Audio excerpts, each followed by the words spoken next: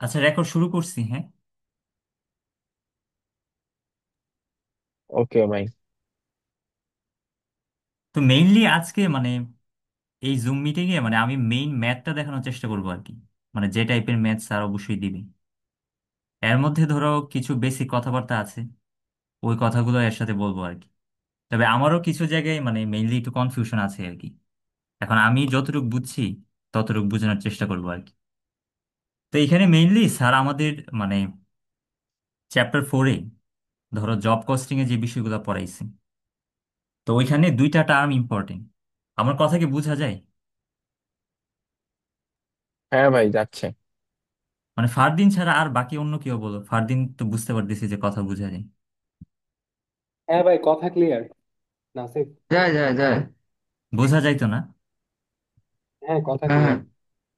তো এখানে দুই ধরনের কস্ট আছে। আমরা যখন কস্টিং হিসাব করি তখন দুই ধরনের কস্ট আমরা কাউন্ট করি আর কি। একটা হইতেছে প্রোডাক্ট কস্ট, আর একটা হইতেছে পিরিয়ড কস্ট। তো প্রোডাক্ট কস্টের তিনটা পার্ট আছে। একটা ডিরেক্ট ম্যাটেরিয়াল, যেটাকে আমরা র ম্যাটেরিয়াল বলি। আরেকটা হচ্ছে ডিরেক্ট লেবার, যেটা হচ্ছে তোমার ওয়েজেস অথবা স্যালারি। আরেকটা হচ্ছে ম্যানুফ্যাকচারিং ওভারহেড। কারো কাছে যদি খাতা কলম থাকে তাহলে একটু লেখো, লেখলে আমার মনে হয় সুবিধা হবে। কারণ ম্যাথ গুলা বুঝতে গেলে এই বিষয়গুলো ইম্পর্টেন্ট। তো আমি তিনটা বিষয় বললাম, একটা ডিরেক্ট ম্যাটেরিয়াল, একটা ডিরেক্ট লেবার, আর একটা হচ্ছে ম্যানুফ্যাকচারিং ওভারহেড। তো ডিরেক্ট ম্যাটেরিয়াল হইতেছে র ম্যাটেরিয়াল গুলা কিনতে গেলে আমার যে পরিমাণ টাকাটা লাগবে। তারপর ডিরেক্ট লেবার হইতেছে আমি লেবার বা এমপ্লয়িকে যে ওয়েজেস বা স্যালারিটা দিব। আর ওভারহেড হইতেছে ম্যানুফ্যাকচারিং ওভারহেড হইতেছে যে কস্ট কোন একটা প্রোডাকশনের সাথে ডিরেক্টলি জড়িত না।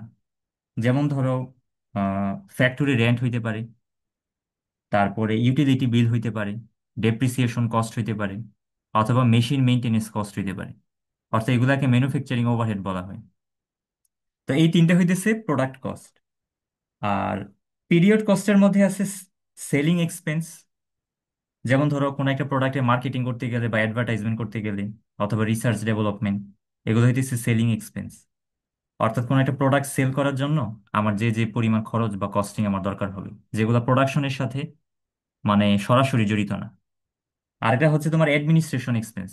ওইটা হইতেছে ধরো একটা কোম্পানির ম্যানেজার অথবা কোনো এক্সিকিউটিভ, সে যে বেতনটা নিবে, অথবা তাকে ধরো মেনটেন করার জন্য যে যে কস্ট গুলো লাগবে, ওইগুলো হইতেছে অ্যাডমিনিস্ট্রেটিভ এক্সপেন্স।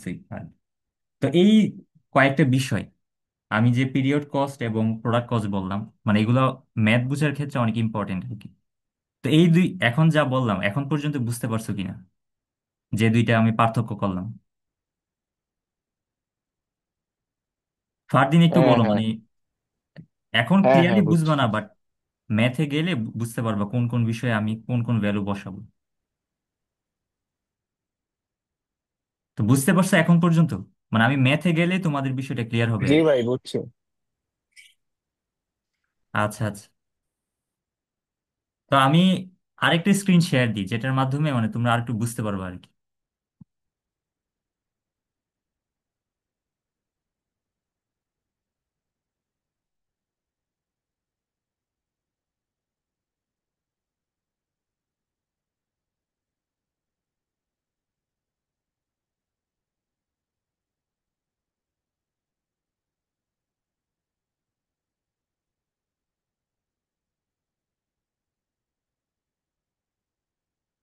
এখন কি আরেকটা নতুন স্ক্রিন আসছে? হ্যাঁ, আসছে, খাতায় লেখা। হ্যাঁ হ্যাঁ। তো এখানে দেখো, এগুলাকে বলা হয় অ্যাকাউন্ট আর কি, টি অ্যাকাউন্ট বলি এগুলাকে। টি অ্যাকাউন্ট বা লেজার বলে আর কি। তো এখানে দেখো, প্রত্যেকটা ম্যাটেরিয়ালের জন্য আমার লেজার অ্যাকাউন্ট করা, আর এম দিয়ে হইতেছে র ম্যাটেরিয়াল। তো আমরা যখন এগুলো লিখি তখন এক পাশে ডিআর মানে ডেবিট অ্যাকাউন্ট আর কি, আর সিআর মানে হচ্ছে ক্রেডিট অ্যাকাউন্ট। তো ডেবিটটা বামে থাকে আর ক্রেডিটটা ডানে থাকে। তারপর হচ্ছে ডব্লিউআইপি। ডব্লিউআইপি হইতেছে ওয়ার্ক ইন ইনভেন্টরি। আর এফজি দিয়ে বুঝাইতেছে ফিনিশ গুডস। তো এই তিনটা ইনভেন্টরি কোনো একটা প্রোডাকশন প্রসেসের জন্য ফান্ডামেন্টাল। যেমন আমি কোনো একটা প্রোডাক্ট বানাইতে গেলেই ফ্যাক্টরি বা ইন্ডাস্ট্রিতে আমার একটা র ম্যাটেরিয়াল লাগবে। তারপর র ম্যাটেরিয়ালগুলো আমি ইনভেন্টরিতে রাখার পরে ওইগুলা আস্তে আস্তে প্রসেস হবে। প্রসেস হওয়ার পরে এগুলাকে আমরা বলবো ওয়ার্ক ইন প্রসেস। যেগুলো ইন্টারমিডিয়েট কন্ডিশনে থাকবে। তারপর একদম লাস্টে আমার ফিনিশ গুডস হবে পরিপূর্ণ প্রসেসের মাধ্যমে। যেমন ধরো আমাদের লেদার ইন্ডাস্ট্রিতে, ধরো আগে আমরা কাঁচা চামড়া প্রথমে ধরো প্রকিউর করে রাখি আমাদের ইনভেন্টরিতে। তারপর সেই কাঁচা চামড়াটাকে বিভিন্ন প্রসেসে আমরা ইন্টারমিডিয়েট স্টেজে নিয়ে যাই, যেমন ওয়েট ব্লু, তারপর ক্রাস্ট। সো ওইগুলাকে আমরা বলবো ধরো ওয়ার্ক ইন প্রসেস ইনভেন্টরি। আর ফিনিশ গুডস হচ্ছে আমরা ধরো ফিনিশিং করার পরে যে চামড়াটা পাই, ওইটা হইতেছে ফিনিশ গুডস। তো এরকম প্রত্যেকটা ইন্ডাস্ট্রির জন্যই র ম্যাটেরিয়াল, তারপর ডব্লিউআইপি আর ফিনিশ গুডস এই বিষয়ক মানে অ্যাকাউন্ট লাগে আর কি, যেগুলাকে এইভাবে আমরা লিখতে পারি। তারপর ধরো এই তিনটা অ্যাকাউন্ট বাদে অন্যান্য কিছু অ্যাকাউন্ট আছে, যেমন ধরো ওয়েজেস পেয়েবল, অর্থাৎ আমি যে এমপ্লয়ীদের কাজ করাবো বা লেবরদের কাজ করাবো তাদের আমি কি পরিমাণ টাকা দিব। আর ওভারহেডের জন্য আলাদা একটা পার্ট লাগে, এটা পরবর্তীতে ম্যাথ দেখানোর সময় দেখাবো। আর আরেকটা আছে সিজিএস। সিজিএস দিয়ে বোঝায় কস্ট অফ গুড সেল, অর্থাৎ তুমি প্রোডাকশন করার পরে ধরো প্রোডাক্টটা সেল করবা কোনো একটা দামে, তো ওইটারও তো একটা মানে কস্ট অ্যাকাউন্টিং এর হিসাব তোমার রাখতে হবে। তো এইভাবে আমরা অ্যাকাউন্টগুলো লিখি, প্রত্যেকটা অ্যাকাউন্টের ক্ষেত্রেই তোমার বামে থাকবে ডেবিট আর ডানে থাকবে ক্রেডিট। এতটুকু পর্যন্ত বুঝছো যা বললাম? হ্যাঁ বুঝছি, কিন্তু ভাই ডেবিটের ক্ষেত্রে ডিআর লেখে কেন? আমি তো এটা বললাম না, এটা স্যারও তো ডিআর লিখতো কেন? ক্রেডিটের ক্ষেত্রে সি আর ক্রেডিট বুঝলাম, কিন্তু ডেবিটের ক্ষেত্রে তো কোথাও আর নাই। এইটা এ- দেখছিলাম এটা স্যারকে সৌরভ মানে অ্যান্সার দিবে দুইটার এখানে। মধ্যেই ডি আর সি আর লিখতে। সৌরভ অ্যান্সার দে। ভাই সৌরভও সৌরভ। জানে না ভাই, সব জায়গায় এটাই লেখা থাকে। তাই বলে দেখতে। আচ্ছা যাই হোক, এখন লেখা একটা লিখছে আর কি, এখন ওইটার কারণ আমি নিজেও জানি না সত্যি বলতে। যে এতটুকু আচ্ছা ডি দ্বারা ডেবিট আর সি দ্বারা ক্রেডিট, আমার মনে হয় এতটুকু জানলে বেটার। আচ্ছা ওকে যাই হোক, ওকে। এখন র ম্যাটেরিয়ালের ধরো দুইটা সেগমেন্ট আছে। বামে হইতেছে পারচেজ, মানে পারচেজ আর কি, আর ডানে হইতেছে ইউজড। এখন ধরো আমি র ম্যাটেরিয়াল গুলো যখন ইনভেন্টরিতে আনবো, ধরো ইনভেন্টরিতে আছে, এখন আমি কাজে লাগাইনি, ঠিক আছে, তখন আমার যে মানে কস্টটা আমি লিখবো সেটা আমি বামে লিখবো। এখন যে সময় আমার র ম্যাটেরিয়ালটা ইন প্রসেসে চলে যাবে, যেমন ওয়ার্কিং প্রসেসে চলে যাবে, মানে ইউজ হয়ে যাবে, তখন তখন সেটা হলো হ্যাঁ ক্রেডিটে যাবে। ডিরেক্ট ম্যাটেরিয়ালটা চলে যাবে ডব্লিউআইপি ইনভেন্টরিতে। আমার কথাটা কি বোঝা গেছে?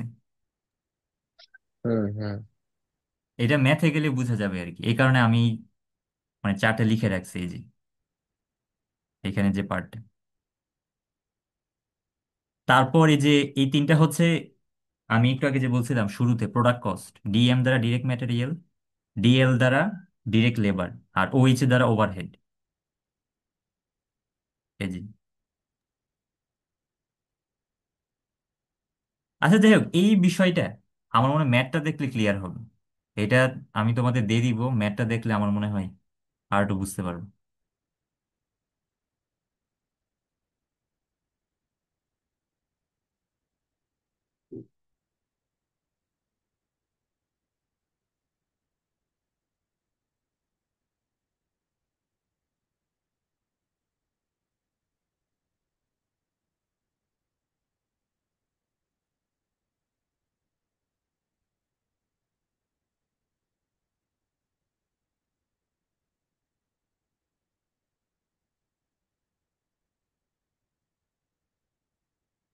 স্ক্রিন আসছে প্রথম যে ম্যাথটা দেখাইছিলাম? হ্যাঁ ভাই আসছে। আচ্ছা, এখানে ধরো একটা ম্যাথ দেয়া যেখানে বলছে যে কোন একটা কর্পোরেশনের ইনভেন্টরি ব্যালেন্স দেয়া, এই যে একটু আগে বললাম র ম্যাটেরিয়াল, তারপর ডব্লিউআইপি আর ফিনিশ গুডস, এগুলো ধরো একটা ডাটা বা ভ্যালু দেওয়া আছে। তারপর এখানে আরো কিছু ভ্যালু দেওয়া। তো এইগুলা প্রশ্নে দেওয়া থাকবে, এই যে এখানে এ থেকে কে পর্যন্ত যে বিষয়গুলা, এই পোর্শনগুলো আর কি। তারপর এখানে এই যে রিকোয়ার্ড যেগুলা, রিকোয়ার্ড গুলা হচ্ছে প্রশ্ন আর কি। এগুলোও তো দেওয়া থাকবে, হ্যাঁ হ্যাঁ, রিকোয়ার্ড। রিকোয়ার্ড গুলা হচ্ছে হ্যাঁ। প্রশ্ন। হুম। 1 2 3 4, এখানে 4টা প্রশ্ন দেওয়া। তো এখানে প্রথম প্রশ্ন বলছে যে prepare journal entries two record the preceding transaction.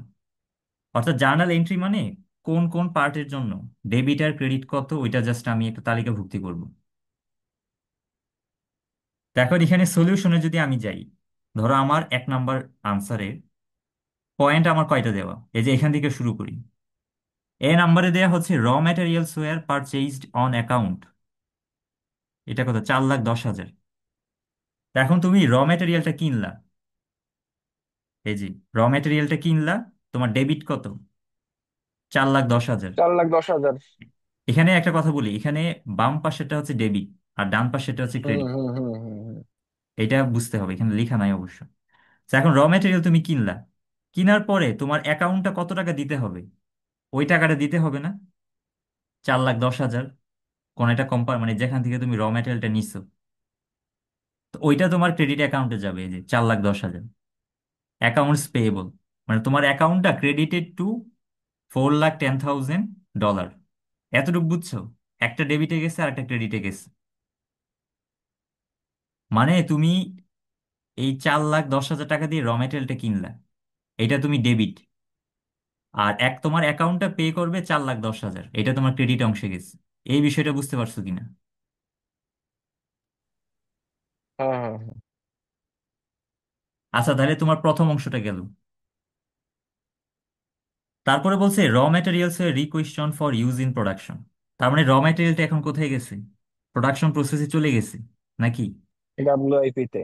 আচ্ছা, এখন বলছে 3,80,000-এর মধ্যে 3,60,000 হচ্ছে ডিরেক্ট ম্যাটেরিয়াল। তাহলে এই ডিরেক্ট ম্যাটেরিয়ালটা এখন কোন অংশে যাবে? ডব্লিউআইপি ইনভেন্টরিতে যাবে না? আমি একটু আগে যে কথাটা বলছিলাম। হ্যাঁ হ্যাঁ বুঝছি, ইনডিরেক্ট ম্যাটেরিয়াল মানে তো যেটা ইসের সাথে প্রসেসিং এর সাথে অ্যাড নাই। হ্যাঁ, প্রোডাকশন যখন শুরু হয়ে যাবে তখন ওই র ম্যাটেরিয়ালের একটা অংশ ডব্লিউআইপি তে চলে যাবে। হুম। আচ্ছা আমি দেখাই হ্যাঁ দিই। মানে 4,10,000-এর মধ্যে 3,60 না না যাবে না না হলো না, চার লাখ ডাব্লিউআইপি দশ তে। হাজার ওইটা চলে গেছে, এটা তো আরেকটা জিনিস। এই যে ধরো, ও আচ্ছা আচ্ছা। এখানে সেগমেন্ট ওয়াইজ ওরা কস্টিংটা দিয়ে রাখছে তোমাকে, এখন তুমি জাস্ট ওইগুলাকে অ্যাকাউন্টে, বিভিন্ন অ্যাকাউন্টে সাজাবা। আচ্ছা দেখি, দেখলেই বুঝে যাবে। তাহলে 3,80,000-এর মধ্যে 3,60,000 হচ্ছে ডিরেক্ট ম্যাটেরিয়াল। তাহলে এটা এখন ডব্লিউআইপি ইনভেন্টরি, এই যে ডব্লিউআইপি ইনভেন্টরি 3,60,000, এতটুকু বুঝছো? হ্যাঁ বুঝছি। তারপরে এখানে 20,000 আছে ইনডাইরেক্ট ম্যাটেরিয়াল। এখন আমি ওই সময় বলছিলাম ইনডাইরেক্ট ম্যাটেরিয়ালটা কি, ম্যানুফ্যাকচারিং ওভারহেড নাকি? হ্যাঁ একদম শুরুতে বলছিলাম না, তিনটা প্রোডাক্ট হ্যাঁ কস্ট, হ্যাঁ হ্যাঁ ডিরেক্ট হ্যাঁ। ম্যাটেরিয়াল, ডিরেক্ট লেবার আর ম্যানুফ্যাকচারিং ওভারহেড। হুম। তাহলে এই 20,000টা কোথায় যাবে, ম্যানুফ্যাকচারিং ওভারহেড। Manufacturing overhead. হ্যাঁ, এখন এই দুইটা হচ্ছে তোমার কি, ডেবিট, ডেবিট না?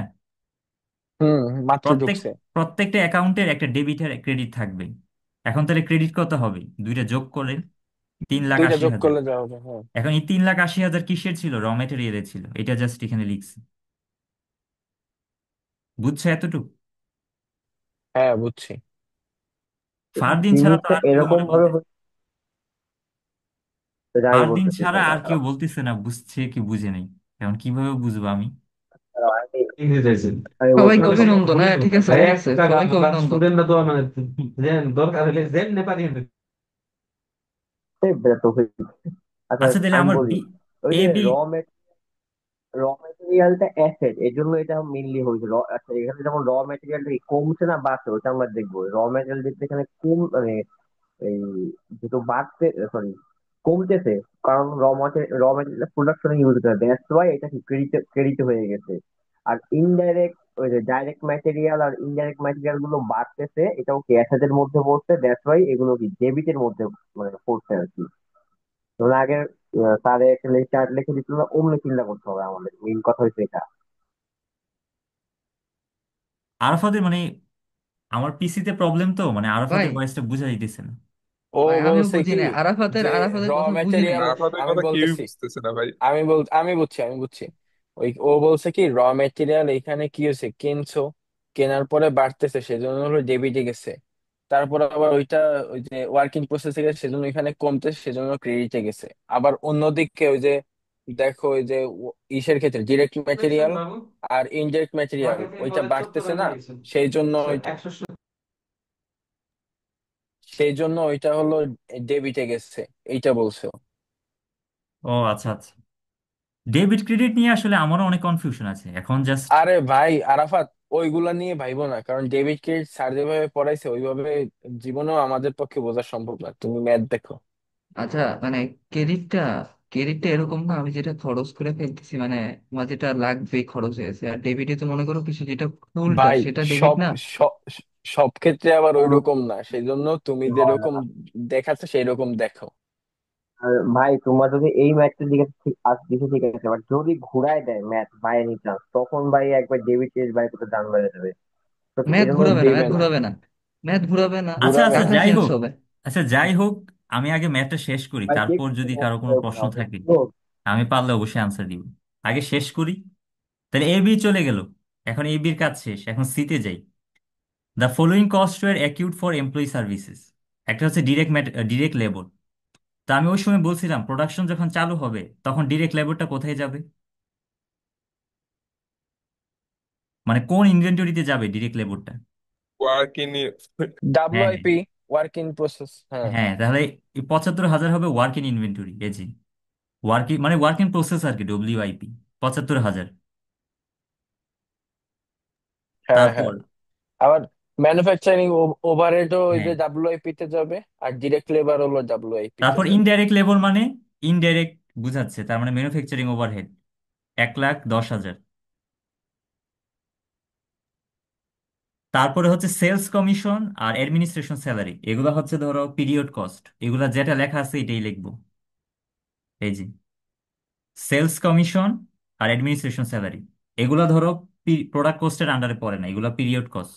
তো যেটা লেখা আছে ওইটাই লিখবো। এখন লিখলা এই চারটা। এখন এই চারটা কি ডেবিট, এই চারটা যোগ করে তুমি ক্রেডিট পাবা। তো ক্রেডিটটা কত, এই চারটা যোগ করলে হয় 4,75,000, সেটা হচ্ছে স্যালারিজ এন্ড ওয়েজেস পেয়েবল। এতটুকু বুঝছো সি নাম্বারটা? হ্যাঁ, আল্লাহ ভরসা। মানে আচ্ছা ভাই ক্রেডিট, এগুলা ডাব্লু ডাব্লুআইপি তে ঢুকলো কিভাবে, ঢুকবো এটা? এইটা প্রথমেই তো বলে দিছে যে ওয়ার্কিং প্রসেসে কি কি যাবে। ওয়ার্কিং প্রসেসে যাবে হলো ডিরেক্ট ম্যাটেরিয়াল, ডিরেক্ট লেবার, আর হলো ম্যানুফ্যাকচারিং ওভারহেড। এগুলো সবগুলো হলো না না না ওয়ার্কিং না, এই প্রসেসে যে যায়। না না না ফারদিন, না। ডিরেক্ট ম্যাটেরিয়াল আর ডিরেক্ট লেবার শুধু এই দুইটা যাবে ও WIP তে, আর ম্যানুফ্যাকচারিং ওভারহেডের জন্য আলাদা একটা অ্যাকাউন্টই তৈরি করা লাগবে। আলাদা, ও হ্যাঁ আচ্ছা হ্যাঁ, আচ্ছা আচ্ছা আচ্ছা এমওএইচ আচ্ছা। এমওএইচ আলাদা। হ্যাঁ, ওইটা ওই যে একটু আগে আমি যেটা দেখাইলাম ওইটার মধ্যে গেলে বোঝা যাবে, পরে গেলে বোঝা যাবে আর কি।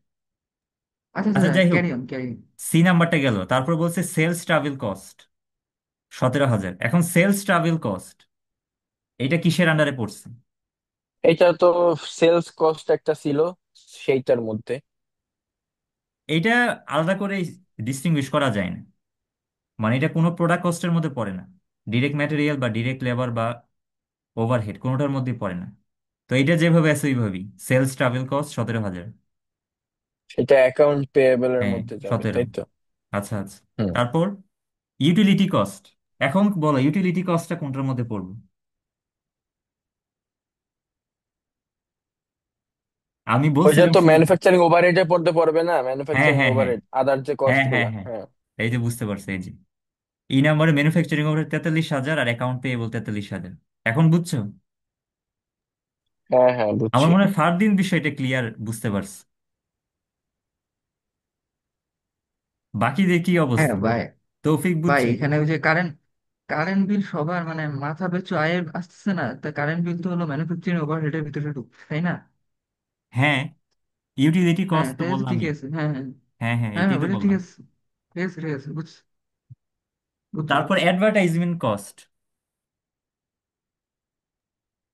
এইটা তো, এটা এটার মতোই। এইটাও তো আলাদা মনে হয়, হ্যাঁ, এটা হ্যাঁ। সেলিং মানে সেল করতে গেলে অ্যাডভার্টাইজমেন্ট ও মার্কেটিং হুম হুম হুম, যেটাই বলো এগুলো সেলিং আলাদা। কস্ট, হ্যাঁ। তার মানে প্রোডাক্ট কস্ট হুম। আর পিরিয়ড কস্ট এটা সবচেয়ে ভালো করে জানতে মানে হবে।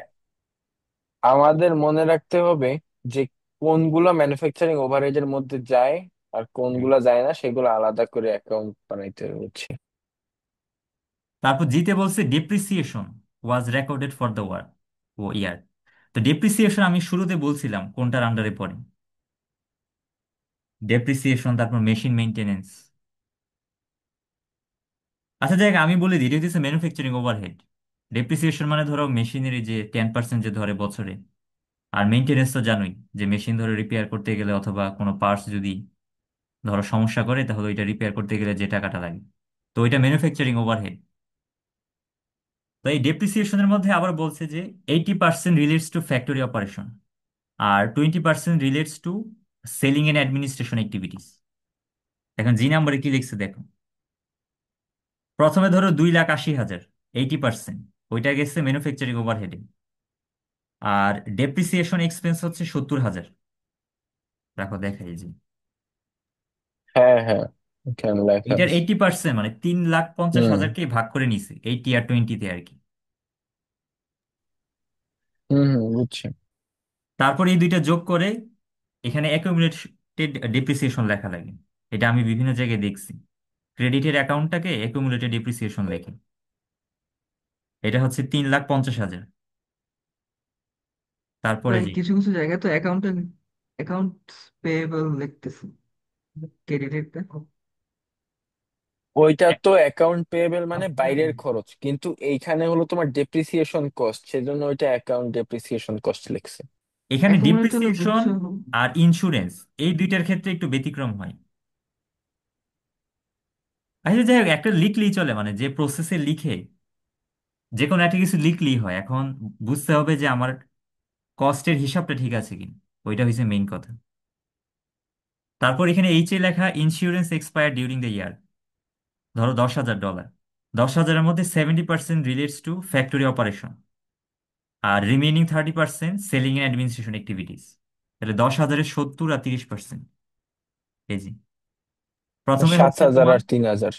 ম্যানুফ্যাকচারিং ওভারহেড 7,000, 70% যেটা, কারণ ওইটা ফ্যাক্টরি অপারেশন যদি বলে ওইটা ওভারহেডে চলে যাবে, একটু হুম আগে যেরকম গেছিল। এই যে ডেপ্রিসিয়েশনের সময় ফ্যাক্টরি অপারেশন ছিল, তার মানে ওইটার 80% ওভারহেডে গেছিল। ঠিক সেম, এখানে 70% ওভারহেডে যাবে। আর রিমেনিংটা হইতেছে সেলিং এন্ড অ্যাডমিনিস্ট্রেশন। তো ওইটা ওইটার মতো লিখবা। এই যে এটাকে ইন্স্যুরেন্স এক্সপেন্স লিখছে এরা, মানে আলাদাভাবে না লিখে আর কি। 7,000, 3,000, আর এই যে এখানে আবার লিখছে প্রিপেড ইন্স্যুরেন্স, ক্রেডিটের পার্টটা 10,000। প্রিপেইড, কারণ এটা হলো আগে দিতে হয় ইন্স্যুরেন্স, বছরের শুরুতে হলো সারা বছর ইন্স্যুরেন্সটা দিতে হয় এই জন্য। এরকম কিছুই হয়তো হইতে পারে। তো এতটুকু পর্যন্ত বোঝা গেছে মানে ডেবিটের ক্রেডিটের হিসাবটা। ভাই অন্যরা রেসপন্স কর, অনিম, সৌরভ, আরাফ।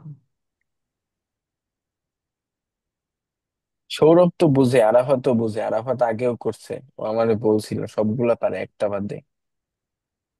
আরে সবাইকে অভিনন্দন। আচ্ছা যাই হোক, আমি একটু আগাই তাহলে। তারপর আই নাম্বারে বলছে যে manufacturing overhead was applied to production due to greater than expected demand for its products, the company work 80,000 machine hours on all jobs during the year. এখন এখানে ধরো তোমার একটা কথা আছে, যে তোমার একদম শুরুতে একটা কথা লেখা, যে companies predetermine overhead rate was based on a cost formula, যেখানে এস্টিমেটেড ওভারহেড হচ্ছে 4,000, 4,50,000। তো এখানে ডাটাটা ওরা এখানে একটা সূত্রে অ্যাপ্লাই করছে। এই যে এখানে সূত্রটা হইতেছে প্রিডিটারমাইন্ড ওভারহেড রেট, এটা বের করার সূত্র হইতেছে estimated total manufacturing overhead cost, যেটা 4,50,000 দেয়া, আর estimated total amount of allocation base, যেটা তোমার মেশিন আওয়ারে দেওয়া। এই দুইটা ভ্যালু উপরে দেওয়া, এই যে 4,50,000 আর 75,000। হ্যাঁ, তাহলে এখানে এবার তাহলে $6 বের হলো, তাহলে ছয় হ্যাঁ ডলার দিয়ে 80 দিয়ে গুণ করতে হবে, কারণ 80,000 ইউজ করছে এখানে হ্যাঁ বেশির হ্যাঁ, জন্য। ফারদিন মনে হয় একদম ক্লিয়ার বিষয়টা বুঝতে পারছো তাহলে। $6 বের করলা, করার পরে তোমার প্রশ্নে বলে দিছে কি, আশি আশি হাজারে হাজার ইউজ করছে হ্যাঁ, কারণ বেশি লাগছে তাই। 80,000 মেশিন আওয়ার, তো 80,000 দিয়ে এই যে যে $6 পাইছো এটা গুণ দিবা, তাহলে 4,80,000 পাইছো এইটা। তা পাওয়ার পরে এখন এটাকে তো ধরো অ্যাকাউন্টে লিখতে হবে। এটা তো জাস্ট 4,80,000 বের করলা তুমি সূত্র দিয়ে। এখন অ্যাকাউন্টে লিখলে ওয়ার্ক ইন প্রসেস চার লাখ ওয়ার্ক ইন আশি হাজার প্রসেসে যাবে। আর এটা নিচে লিখতে হবে ম্যানুফ্যাকচারিং ওভারহেড 4,80,000। এখানে আমারও কনফিউশন আছে, যে এখানে ওয়ার্ক ইন প্রসেস থেকে ক্রেডিটের অ্যাকাউন্টে ওভারহেড লিখলো কেন, এরকম এক দুইটা জায়গায় মানে আমার নিজেরও কনফিউশন আছে, যে এই লেখাটা ওরা কিভাবে লিখলো, যে এই অ্যাকাউন্টটা ওভারহেড অ্যাকাউন্টটা কোত্থেকে আসলো। আচ্ছা মুখস্থ যাই হোক, করতে হবে, এছাড়া ওরা কোনো উপায় যেভাবে নেই। সৌরভ, লিখছে এইভাবেই থাকুক। সৌরভ বলে দে, সৌরভ পারস বলে দে। সৌরভ, আমার একটা কোশ্চেন ছিল। ওইখানে স্যার বলছিল না যে 20 মার্ক ম্যাথে দিবে আর 10 মার্ক থিওরি? হ্যাঁ, এই যে দেখছো না আসিফ? হ্যাঁ হ্যাঁ। স্যার এটাই বলছিল, 20 ম্যাথ 10 থিওরি। হ্যাঁ, নাসিফ বলে মানে কি Sourav half minimum half 20 math, দিবে। সৌরভ 20-এর বেশি হইতে পারে। আচ্ছা যাই হোক, কি? ম্যাথে যদি বেশি মার্ক থাকে, তুমি বুঝা হোক না বুঝা হোক ম্যাথ করলে তো নাম্বার দিবি, ঠিক না? সব তো আর এত হ্যাঁ ডিটেলসে তাই তো। আমি আরে নিজেও জানি না। ওনার নিজেরই তো এত মনে থাকবে না যে কোনটা কততে ছিল, তুমি লিখে দিও, শেষমেশ দিয়ে অ্যান্সার মিললে এলো।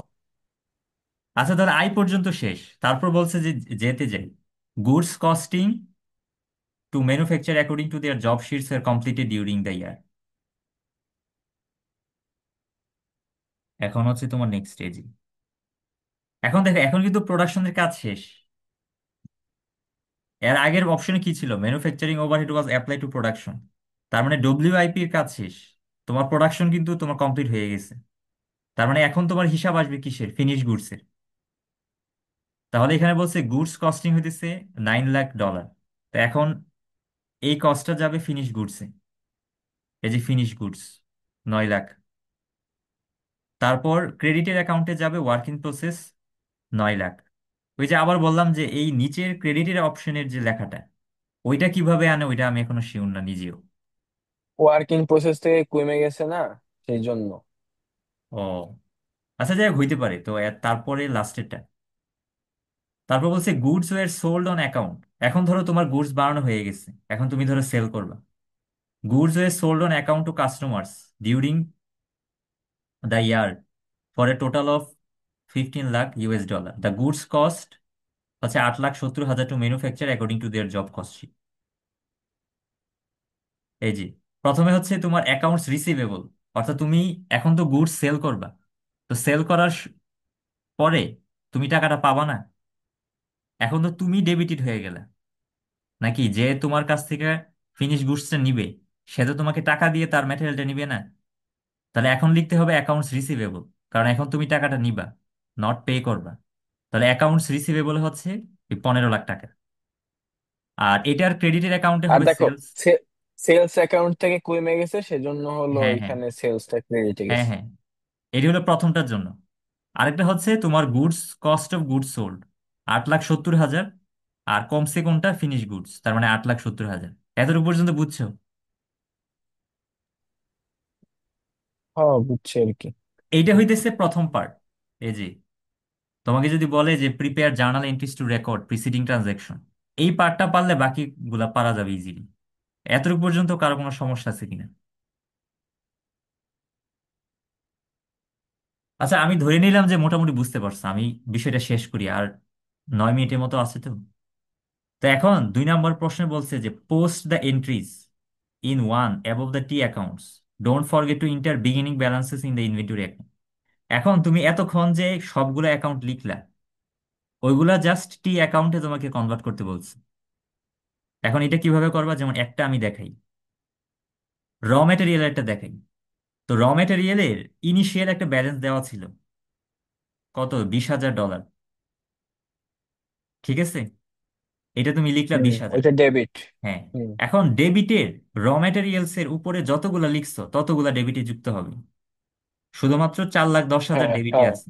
তাহলে তুমি এই হ্যাঁ, ভ্যালুটাই এছাড়া র তুমি, মেটেরিয়াল কোথাও লেখিনি। হ্যাঁ, বামে বসাবা। আর ডানে কি কোনো ক্রেডিটের র ম্যাটেরিয়াল ছিল? এই যে একটা আছে, বি এর হুম 3 নাম্বার লাইনে, তিন হুম লাখ হুম। আশি হাজার তাহলে এইটা তুমি ডানে লিখবা, ক্রেডিটের অ্যাকাউন্টে লিখবা। হ্যাঁ, অর্থাৎ তারপরে বামে মাইনাস ডেবিট। করে দিয়ে যত থাকবে সেটা হলো ব্যালেন্স। হ্যাঁ, তাহলে তোমার ব্যালেন্স হচ্ছে 50,000। এটা বুঝতে পারছো কিনা? হ্যাঁ বুঝছি।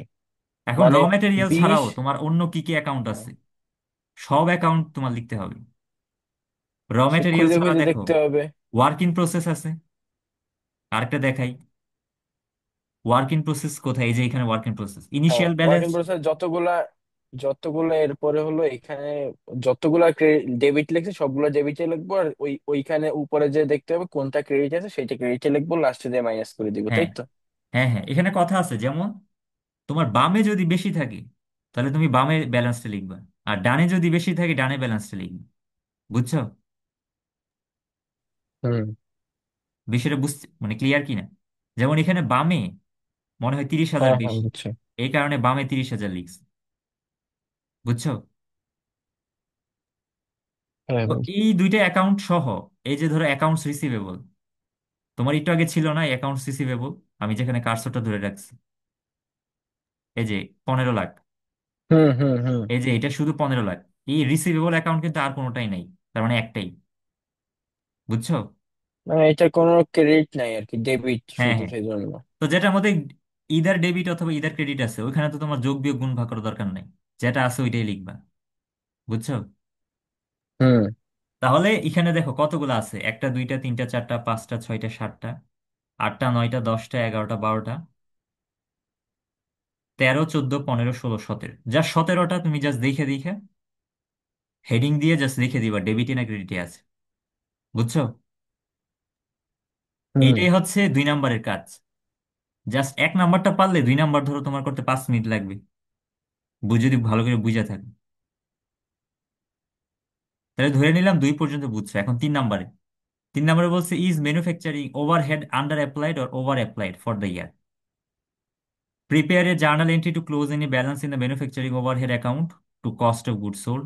Do not allocate the balance between ending inventories and cost of goods sold. তো এখানে আমি একটা দেখাই, এই যে এখানে যে বিষয়টা ওইটা শুধুমাত্র ম্যানুফ্যাকচারিং ওভারহেডের অ্যাকাউন্টটা নিয়ে এরকম দেখাই। তুমি এখানে দেখো ম্যানুফ্যাকচারিং ওভারহেডে তোমার ডেবিটের টোটাল কত, 4,60,000, আর ক্রেডিটের কত, 4,80,000। তাহলে তোমার ব্যালেন্স কত হবে? 20,000 ক্রেডিটে আছে, ক্রেডিটে না বিশ হুম। হাজার ম্যানুফ্যাকচারিং ওভারহেডে। হ্যাঁ হ্যাঁ, তাই তো। তো ক্রেডিটেই তো 20,000, কারণ 20,000 ওইখানে ক্রেডিটে বেশি হয়েছে। তো ক্রেডিটে যদি বেশি হয় ওইটাকে আমরা লিখবো ওভার অ্যাপ্লাইড, মানে এটা নিয়ম আর কি। এটা তোমার আমার একটা স্লাইডে দেওয়া, যে তোমার ক্রেডিটের অংশে যদি বেশি হয় কস্টটা, তাহলে ওইটাকে আমরা বলবো ওভার অ্যাপ্লাইড। তো ওইটাকে ব্যালেন্স আউট করার জন্য তোমার কস্ট অফ গুডস সোল্ড কমাইতে হবে। যেমন এখানে দেখি, এখানে উত্তরটা লিখছে, এই যে manufacturing overhead is over applied for this year, the entry two close it out to cost of goods sold is S follows. অর্থাৎ তোমার ম্যানুফ্যাকচারিং ওভারহেড 20,000 বেশি অ্যাপ্লাই হয়ে গেছে, তার মানে তোমার কস্ট অফ গুডস সোল্ড 20,000 কমাতে হবে। এই বিষয়টা বুঝতে পারছো কিনা? আচ্ছা আমি আবার জাস্ট বলি। এতটুকুই? হ্যাঁ এতটুকুই। ধরো তোমার এই 20,000টা ডানে থাকতো, সরি বামে থাকতো, ওই 20,000 ডেবিটে থাকতো, তো তখন তুমি কি হুম। লিখতা? তাহলে যে আন্ডার তাহলে অ্যাপ্লাইড। কস্ট অফ গুডস এর ওইখানে, হ্যাঁ। তা আন্ডার অ্যাপ্লাইড বুঝছি, হইলে ধরো তাহলে তখন তোমার হলো। ওভারহেডটা বাড়াইতে হবে। বিষয়টা এরকম আর কি। আচ্ছা এই বিষয়টা আমার একটা পেজে লেখা আছে, ওইটা আমি তোমাকে শেয়ার করবো না, তাহলে বুঝতে পারবো যে ডান পাশে যদি হয় তাহলে ওভার অ্যাপ্লাইড, আর বাম পাশে হইলে আন্ডার অ্যাপ্লাইড। এতটুকুই জাস্ট, এটার আনসার এতটুকুই, 3 নাম্বার। তারপর বলছে যে prepare N income statement for the year, এটা 4 নাম্বার লাস্ট কোয়েশ্চেন। এই যে ইনকাম স্টেটমেন্ট করার ক্ষেত্রে তোমার সেলস কত দেখতে হবে, 15 লাখ। সেলসের অ্যাকাউন্টটা কোথায়? এই যে 15 লাখ না, হ্যাঁ, মনে আছে, 15 লাখ, 15 লাখ। হ্যাঁ। আচ্ছা, এখন তুমি কস্ট অফ গুডস সোল্ড সেটা কত দিবা? এই যে কস্ট অফ গুডস সোল্ড কত ছিল? 8,70,000। 8,70,000 না? হুম এটা হুম আমার হুম। কার্সরটা যেখানে রাখা। এখন তুমি একটু আগে কি বলছো, যে ওভার অ্যাপ্লাইড হওয়াতে তোমার 20,000 কমাইতে হবে বিশ কমাইতে হাজার হয়েছে। এখন তুমি আট হুম, লাখ সেই সত্তর জন্য তো হাজার থেকে ক্রেডিটে 20,000 যাবে। বাদ দিবা। হুম। বুঝছো? তাহলে হলো 8 লাখ তাহলে আট 50, লাখ হ্যাঁ। পঞ্চাশ হাজার এইটা হইতেছে তোমার গ্রস মার্জিন। অর্থাৎ তোমার সেল করছো এত, আর গুড সোল্ডের যে টাকাটা ওইটা হইতেছে 8 লাখ, মানে 8,50,000। তাহলে গ্রস মার্জিন হইতেছে দুইটা বিয়োগ করে 6,50,000। এতটুকু বুঝছো? হুম, বুঝছি। গ্রস মার্জিন পর্যন্ত। আর এখানে যেটা দেখলাম, যে সেলিং এবং অ্যাডমিনিস্ট্রেশন এক্সপেন্স, যেটা হচ্ছে একদম শুরুতে আমি বলছিলাম, পিরিয়ড কস্ট যেগুলো, অর্থাৎ যেগুলা প্রোডাক্টের সাথে মানে ডিরেক্টলি জড়িত না, ফ্যাক্টরি প্রোডাকশনের সাথে ডিরেক্টলি জড়িত না, পিরিয়ড কস্ট যেগুলো, সকল এক্সপেন্স গুলাকে এখানে জাস্ট লিপিবদ্ধ করে আকারে লিখে তোমার যোগ করতে হবে। যোগ করার পরে ও আচ্ছা, মানে তোমার এই ওইখানে দুইটার যে যে ব্যবধান, দেখতে হবে যে কোনটা কোনটা। ধরো তুমি এই যে সেল করলা, তারপরে অ্যাডমিনিস্ট্রেশন স্যালারি দিলা, অ্যাডভার্টাইজমেন্ট করলা, মেশিনে ডিপ্রিসিয়েশন দিলা, ইন্স্যুরেন্স দিলা, দেওয়ার পরে তোমার এই 6,50,000 থেকে 5,60,000 বাদ দিলে যেটা থাকে এটাই তোমার নেট ইনকাম, $90,000। বুঝছো? এতটুকু এই চারটা কোয়েশ্চেনই দিবে হ্যাঁ যদি হ্যাঁ, আমি ভর্তি। বুঝছি। এই বুঝছো? চারটাই থাকবে না? হ্যাঁ হ্যাঁ, এইখান থেকেই। এটা হইতেছে জব কস্টিং এর ম্যাথ, আরেকটা আছে প্রসেস কস্টিং। ও তা আমার মনে হয় আচ্ছা, জব কস্টিং যদি বুঝে থাকো, তাহলে প্রসেস কস্টিং একদম ইজি, এটার চেয়ে আরো ইজি প্রসেস কস্টিংটা। প্রসেস কস্টিং এ এইভাবে ভ্যালু দেওয়া থাকবে, জাস্ট তুমি বুঝা বুঝা ডেবিট আর ক্রেডিট অ্যাকাউন্টটা বুঝাইবে। সে আমার আবার সময় শেষ কোথায় হয়ে আছে? গেছে আসলে, 1 মিনিট, 1 মিনিটের চেয়ে কম সময় আছে। ও, আচ্ছা, আমি ধরে নিলাম মোটামুটি তা হইলেও বুঝতে পারছো। ফারদিন বুঝতে পারছি, এটা হ্যাঁ আমি বুঝছি বুঝতেছি। এটা। এখন বাকিদের কি অবস্থা আরো হয়তো দেখতে হবে আর কি। আচ্ছা, যাই আমার হোক, একটা ম্যাথ, কোয়েশ্চেন আছে। আমার কথা হলো ম্যাথটা আরাফাত আর, দুইটা অ্যাকাউন্ট ধরছে কেন? আমার কথা হইতেছে ম্যাথটা আবার আর একটু দেখো, তাহলে আমার মনে হয় বিষয়টা বুঝতে পারবো। না এত কঠিন না আমরা যেরকম ভাবতেছি, এটা জাস্ট কোন সেগমেন্টে স্যার কোন। অনেক কঠিন করে পড়াইছে, এটা হলো প্যারা। স্যার তো অনেক কিছু পড়াইছে যেগুলো ধরো আমি দেখ দেখছি, যেমন ডেবিট ক্রেডিট যে অংশটা, ওইটার মধ্যে আমার নিজের একটু কনফিউশন আছে আর কি। এখন জাস্ট ম্যাথটা যাতে পারা যায় ওই কারণে মানে আজকে একটু দেখাইলাম আর কি। আশা করি আরেকবার দেখলে হয়তো বুঝতে পারবে। আর আমি যে দুইটা